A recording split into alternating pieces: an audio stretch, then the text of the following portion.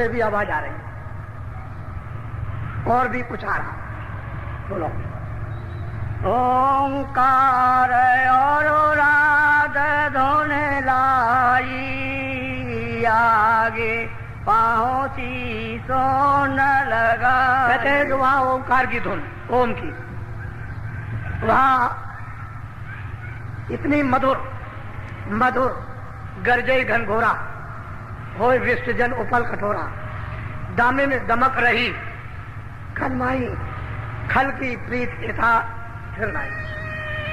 जब ये घंटे और शंख की इस धुन में जब तुरंत लय होगी तो उधर ऊपर की जो टेढ़ा रास्ता उसमें से आवाजें आ रही हैं, वो है ओम। वहां पर बादलों की गर्जें, गड़गड़ाहटें, मधुर मधुर सदैव मीठी और मृदंग, ताल मृदंग बजते रहे। इतने सुहावने, इतने मीठे ये बाजे हैं। और ये है ब्रह्म। इसकी तीन लोक से अलग है, इसका लोक अलग है, इसका राज भी अलग है। ओम का राज अलग है और निरंजन भगवान का राज अलग। ये तीन लोक के मालिक हैं और वो ब्रह्म अपने ब्रह्मलोक का मालिक, वो अलग है। तो ऊपर की आवाज जब सुनाई देगी तो इसी रास्ते से जब इसमें सुरत लय हुई घंटे शंख में तो आवाजें आ रही हैं, वो स्पष्ट होने लगती, क्योंकि स्थूल खोल उतर गया, लिंग भी उतर गया, अब वो सूक्ष्म में चल रही और आवाजें आने लगी, उधर से सुनाई देने लगा। जब उसमें लय हुई, जो गड़गड़ाहट, मधुर मधुर गर्जन और मृदंग ताल अनुपा जो वहां बज रहे उसमें जब वो लय हुई तो फौरन उसे ओंकार पद को सुरत यानी प्राप्त जब करती है तो वहां पर एक केंद्र बना हुआ। जैसे ही उसने प्राप्त किया कि ऊपर की धुनें तरह तरह की उसको सुनाई देने लगी और ऊपर में तो कोई खोला नहीं है। बस ये जब शब्द स्पर्श रूप रस गंध जब ये उस धुनी में लय हुई, ओंकार धुनी में बादलों की गरज और मृदंग की, तो फौरन केंद्र पर पहुंच गई और ऊपर से आवाजें आ रही हैं। तो ये सूरत गुणातीत हो गई। अब सब गुणों से नहीं, अब ये किसी गुण के अंदर नहीं है। जल पृथ्वी अग्नि वायु आकाश ये मृतलोक है। 17 तत्वों का जो लिंग शरीर, 10 इंद्रियां, 4 चतुर्संताकरण मन बुद्धि चित्त और अहंकार और रजोगुण तमोगुण सतोगुण, ये 14 तबक 14 लोक जो स्वर्ग वैकुंठ में वहां इसकी एक सीमा है। आगे सूक्ष्म लोक है 9 तत्वों का, शब्द स्पर्श रूप रसगंध और मन बुद्धि चित्त और अहंकार, ये 9 तत्वों का एक खोल, इसको भी पार कर गई। और त्रिकुटी में 5 तत्वों का शब्द स्पर्श रूप रसगंध और कोई चीज नहीं है। जब इसको भी इसने जब पार किया और जब केंद्र पर पहुंच गई तो नीचे खा खा सब छोड़ दिया। अब यही सूरत जो दोनों आंखों के पीछे बैठ गई, वो ओंकार पद में उनका तो साक्षात्कार ही लिया लेकिन गुणातीत हो गई। अब वो गुणों के अंदर नहीं आ सकती, ना उसको गुण को लिबायमान कर सकते। तो यहीं से जो शुरुआत होती है ऊपर में, वो प्रकृति लोक की होती है। ऊपर में पुरुष है जिसको पारब्रह्म कहते हैं, निरंकार पुरुष जो 10वें द्वार में विराजमान, नीचे है प्रकृति। वहां से कृष्ण भगवान भेजे गए थे, इसलिए कृष्ण भगवान गुणातीत थे। लेकिन प्रकृति ने उनको भेजा था काम करने के लिए। यहां वो काम हो नहीं सकता था अगर वो भेजती नहीं तो। उनको भी गुण लिपायमान नहीं कर सकते थे, लेकिन जिस काम के लिए भेजा वही काम किया। तो ऊपर में दुनिया सुनाई दे रही तरह तरह की, वो शून्य पथ की आवाजें आ रही और सूरज जब इससे अलग हो गई तो गुणातीत हो गई। अब वो शब्द शब्दमय हो गई, शब्द स्वरूप हो गई।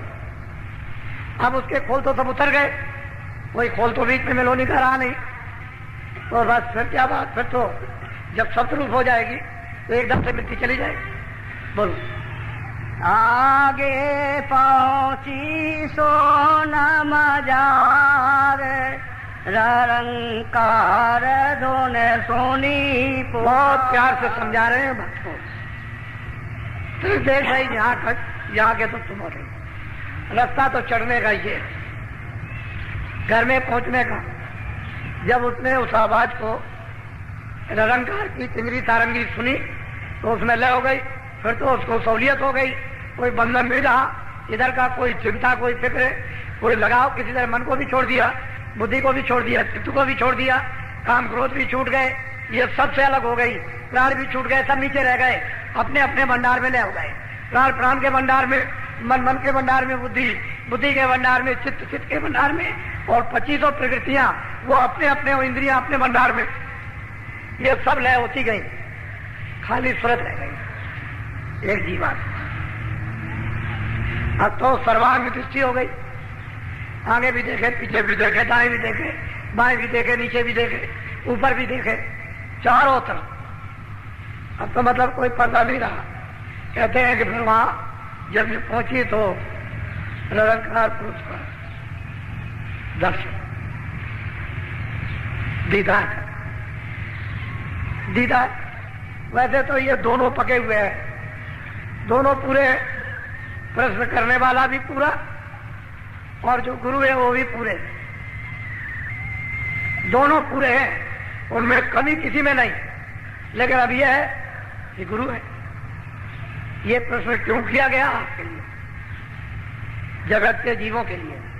ये कैसे पहुंचेंगे, कहां कहां होकर के जाएंगे, तो वो पता ठिकाना रास्ते का एक संकेत धीरे धीरे दे रहे कि अगर ऐसे ये सूरज चले, 5 नाम का स्मरण करे, ऐसे ध्यान लगाए, ऐसे कानों से भजन करे, तो इस तरह से श्याम से मैं अपनी सूरत को उस रूप में जमाए, और जब दृष्टि एकाग्र हो जाए तो उसका भी साक्षात्कार, ब्रह्म का भी साक्षात्कार, पार ब्रह्म में समाई उनका भी साक्षात्कार, ऊपर सब आवाजें आ रही हैं, बिल्कुल एकदम अलग अलग।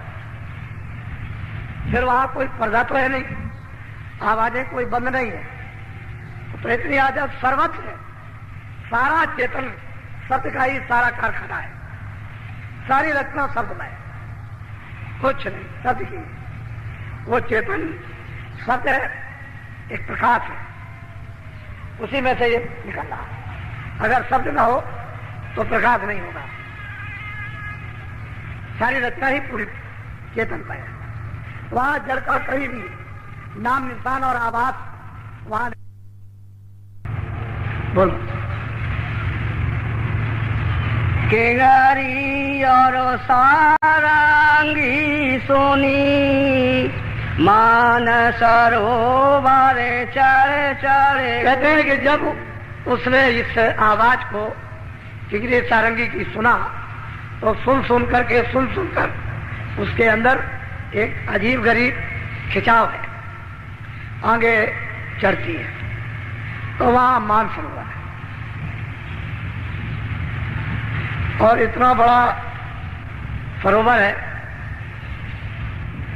कि उसमें कितने ब्रह्मांड है जाकर समा जाएंगे, उससे भी बड़ा, इतना बड़ा मानसरोवर, और वो काहे का है? अमृत का। अब मालिक ने किस कारीगरियों से उसको ऐसा बनाया, लेकिन उसके इर्द गिर्द चारों तरफ ऐसा मालूम होता है कितने करोड़ लंबा और कितने करोड़ पीछे लंबाई चौड़ाई, और उसके जो घाट बने हुए हैं वो ऐसा तो यहां कोई महल है नहीं, ऐसी तो कोई चित्रकारी नहीं, न ऐसी कोई रोशनी है, कोई नाम निशान को। ऐसे घाटों पर असंख्यों उन घाटों पर रुए स्नान भी कर रही है और अमृत पिएंगे। वो तो दृश्य है। जो सूरत यहां से वहां जाएगी, उसमें स्नान करेगी, तो स्नान करते ही पुरुष प्रकृति से, ब्रह्म माया से, ईश्वर और शक्ति से, ब्रह्मा विष्णु महादेव से और काल जाल से, जन्म मरण से सब दाग छूट गए।